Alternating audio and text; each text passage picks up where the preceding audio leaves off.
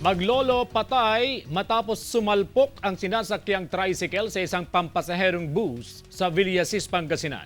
Iba pang sakay ng tricycle, sugatan. Nag-aalerto Kim Banderlipe. Dead on the spot ang 72 anyos na si Alfredo Apalia at apo niyang si Apple Jamaica Asis, 7 taong gulang. Matapos sumalpok ang sinasakyang tricycle sa bus sa National Highway na bahagi ng Barangay Pulay, Villasis, Pangasinan.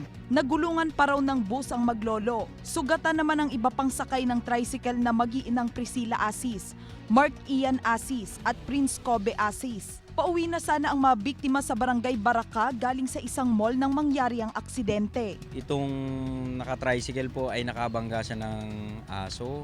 Ngayon, na-lost control po siya ng manobela niya kaya pumunta po siya sa kabilang linya.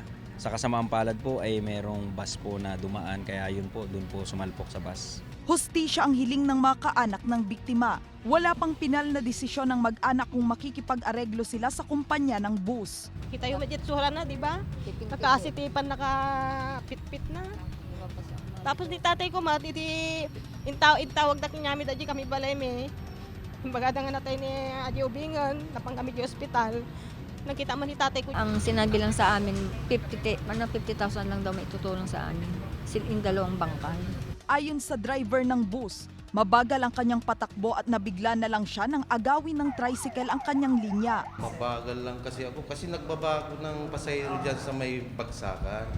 May iniwasan na ata silang aso kaya siguro na-autocontrol siguro yung driver kaya hindi niya alam na paparating na ako. Nagpaalala ang otoridad sa mga nag-aalaga ng hayop na maging responsable para maiwasan ang anumang aksidente. Dapat maging responsible owner tayo, mga stray animal po. Itali po natin. Tapos, wag po na, kumbaga sa mga driver naman po, doble ingat po tayo. Kasama si Ron Alister Tanyedo, ako si Kim Banderlipe, naghahatid ng Balitang Amianan.